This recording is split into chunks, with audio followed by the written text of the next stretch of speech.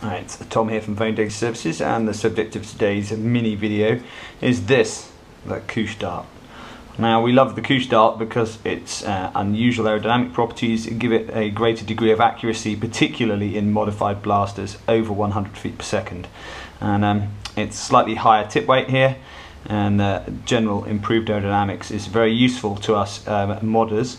What we don't like about it is what happens most commonly, which is this. The tip comes off your Koosh.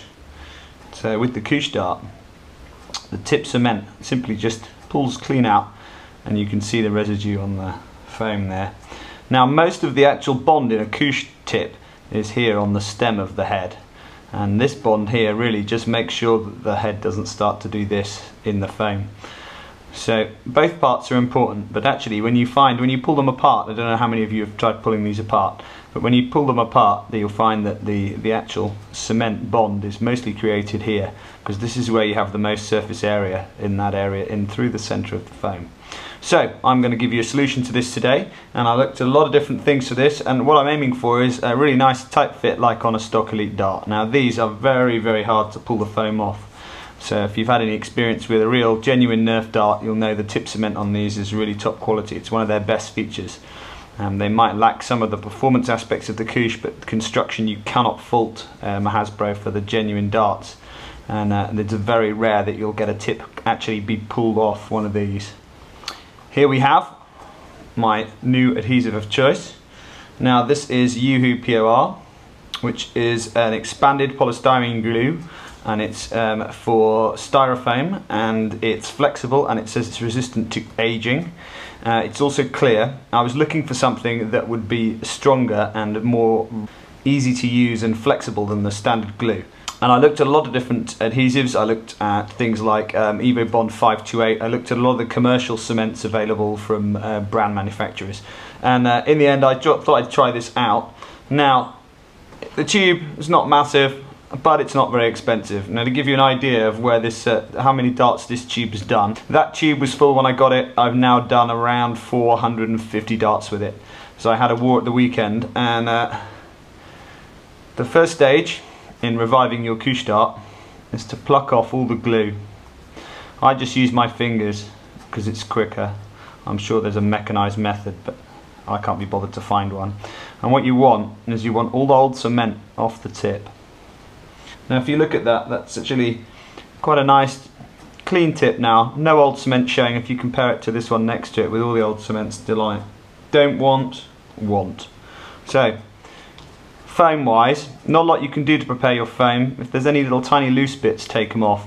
But it's okay to have a little bit of chip cement here on the end, because it's not going to cause too many problems. What you don't want is any really big holes. This particular one has been the victim of an end strike dart door and has had a little clip taken out of the foam, but it won't be a problem once I've glued it. So I know this may seem really stupid, but this is just how you do them. Now, the instructions for this say to actually leave the glue to completely set, so leave it for 4 or 5 minutes until it's nearly set, and then put the two surfaces together like a conventional contact adhesive. I tried this and it doesn't work quite as well. So I've got a kind of half and half method. So plenty of glue, and remember that you want to go inside the dart foam with the glue, because that's where your tip bond is going to be strongest. So you can just put it in there like that, leave it in, and then a little bit on the tip, and just put a bit around the edge of the tip. You want to get a good clean bead around the very edge, because that will help protect it. And then you want to leave that for a couple of minutes just to go off, to just let the initial flash off of the solvent. Now, this stuff is quite smelly, so if you've got people with sensitive noses around, or you have, I know some pet birds and things are prone to suffering from solvents, please don't use it inside, and check first.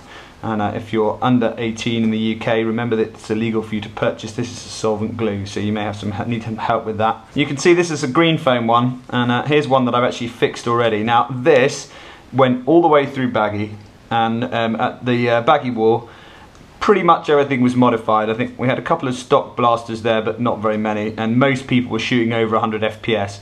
Now, this one's been, well, it was second hand when I started, because I've already used it 2 or 3 times before, and then I've rebonded the tip. Now, if you look at this tip here, I'm pulling on that quite hard.